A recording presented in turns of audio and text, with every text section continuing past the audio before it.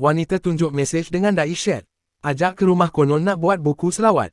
Sebelum kita melangkah jauh, yang belum lagi subscriber, apa kata anda subscriber dan tekan butang loceng untuk notifikasi video selanjutnya?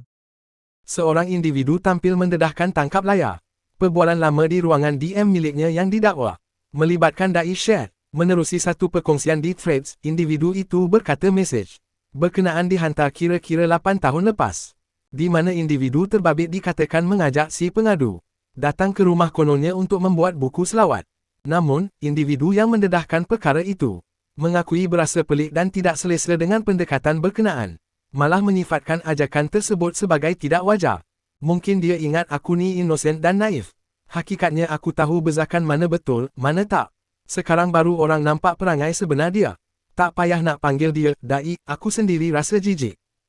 Perkongsian ini nyata mengundang pelbagai reaksi netizen, dengan ramai mula mempersoalkan imej dan kredibiliti individu yang selama ini dikenali sebagai pendakwah. Setakat ini, tiada sebarang kenyataan balas dikeluarkan oleh pihak yang dinamakan